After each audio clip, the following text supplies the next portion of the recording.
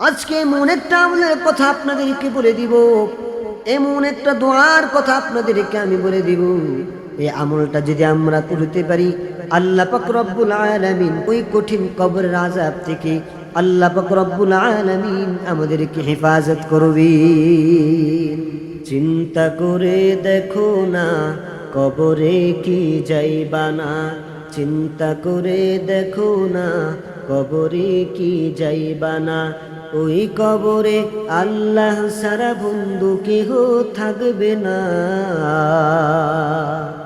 ওই কবরে আল্লাহ ছাড়া বন্ধু কেহ থাকবে না।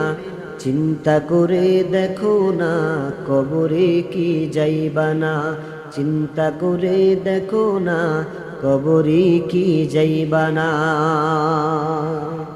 ও নবীর উম্মত আল্লাহর গোলাম, আল্লাহ পাক রব্বুল আলামিন বারবার কোরআনুল কারীমের মধ্যে বলেন, মিনহা খলাকনাকুম ওয়া ফীহা নুঈদুকুম ওয়া মিনহা নুখরিজুকুম তারাতান উখরা কুল্লু নাফসিন যায়িকাতুল মাউত ইয়া আইয়ুহাল্লাযীনা আমানুত্তাকুল্লাহা হাক্কা তিকাতিহি ওয়া লা তামুতুন্না ইল্লা ওয়া আনতুম মুসলিমুন। আল্লাহ পাক রব্বুল আলামিন বারবার কোরআনুল কারীমের মধ্যে মৃত্যুর কথা বলেছেন। অতএব মৃত্যু হবে, কোনো সন্দেহ নাই।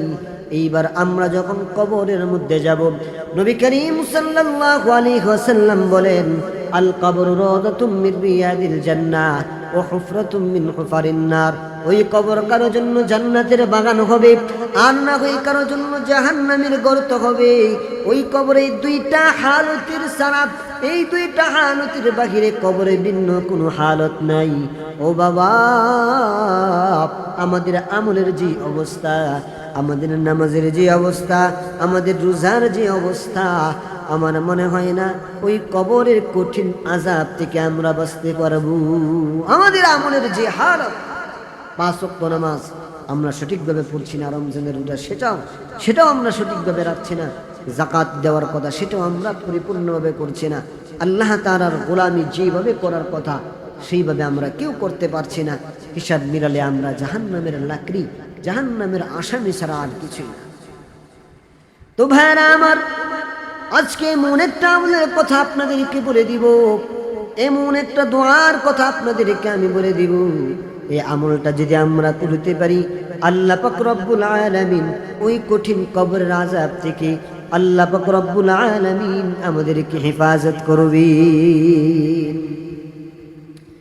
এমন একটা আমল আছে, এই আমলটা যদি আমরা নিয়মিত করতে পারি, কোরআনুল কারীমের মধ্যে এমন একটা সূরা আছে, এই সূরা যদি আমরা নিয়মিত পড়তে পারি, আমাদেরকে যখন কবরের মধ্যে রাখা হবে, মুনকার নাকির যখন আমাদের সওয়াল জবাবের জন্য আসবে, ওই সূরাটা আমাদের বুকের সামনে বিশাল বড় একটা পাখির সূরা ধারণ করে বসে থাকবে। এইভাবে মুনকার নাকির যখন আপনাকে প্রশ্ন করার জন্য আসবে, পাখিটা ডাক দিয়া বলবে, এই বান্দা আমাকে তেলাওয়াত করেছিল, অতএব এই বান্দাকে কোনো প্রশ্ন করা যাবে না। ও মুনকার নাকির, প্রশ্ন যা করার আমাকে করো। মুনকার নাকির বলবে, না না, তোমাকে প্রশ্ন করতে পারবো না, তোমাকে প্রশ্ন করবো না। মুনকার নাকিরকে বলবে, না, এই বান্দা দুনিয়াতে আমাকে তেলাওয়াত করেছিল, এই বান্দা দুনিয়াতে আমাকে তেলাওয়াত করেছিল, অতএব এই বান্দাকে এখন বিরক্ত করা যাবে না, ঘুমাইতেছি। ও মুনকার নাকিরে, যা প্রশ্ন করার আমাকে করো। এইভাবে ওই সূরাটা মুনকার নাকিরের সাথে তর্ক করতে থাকবি। কঠিন কিয়ামতের ময়দানে যদি আপনি জাহান্নামী হিসেবে ফয়সালা হয়ে যান, আপনাকে যদি জাহান্নামে দেওয়ার চূড়ান্ত ফয়সালা হয়, ওই সূরাটা ওই দিন আল্লাহ তাআলার সাথে তর্ক করবি আর বলবি, আল্লাহ আপনি না বলেছিলেন যে বান্দা আমাকে তেলাওয়াত করবে, এই সূরা যে বান্দা তেলাওয়াত করবে ওই বান্দাকে আমি জাহান্নামে দিব না, তাইলে আজকে কেন আপনি বান্দাকে জাহান্নামে দিতেছেন? ওই সূরা ততক্ষণ পর্যন্ত আল্লাহ তাআলার সাথে তর্ক করবে যতক্ষণ পর্যন্ত আল্লাহ তাআলা না ওই বান্দাটাকে জাহান্নাম থেকে জান্নাতে দিবে, ততক্ষণ পর্যন্ত ওই সূরাটা আল্লাহ তাআলার সাথে তর্ক করতে থাকবে। এই সূরাটা আল্লাহ তাআলার সাথে পর্যন্ত তর্ক করবে, বলবে, আল্লাহ আপনি কেন এই বান্দাকে জাহান্নামে দিবেন? আপনি না বলেছিলেন এই সূরা তেলাওয়াত করলে বান্দাকে জাহান্নামে দিবেন না, তাহলে কেন আজকে আপনি জাহান্নামে দিবেন? আপনি জাহান্নামে তাকে দিতে পারবেন না। ততক্ষণ পর্যন্ত এই সূরা তর্ক করতে থাকবে, যতক্ষণ পর্যন্ত না আপনাকে জাহান্নাম থেকে জাহান্নামের রায় হয়েছে সেটাকে চেঞ্জ করে জান্নাতের রায় যতক্ষণ পর্যন্ত না দিবি, ততক্ষণ পর্যন্ত ওই সূরা আল্লাহর সাথে পর্যন্ত তর্ক করতে থাকবে। তাইলে ভাইরা আমার, এই সূরাটা অত্যন্ত বরকতপূর্ণ, এই সূরাটা অত্যন্ত ফজিলতপূর্ণ।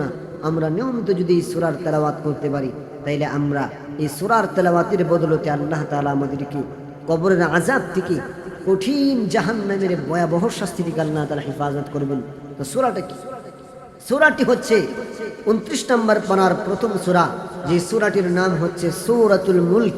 তাবারাকাল্লাযী বিয়াদিহিল মুলক ওয়া হুয়া আলা কুল্লি শাইইন কাদির الذي خلق الموت والحياة ليبلوكم أيكم أحسن عملا وهو العزيز الغفور।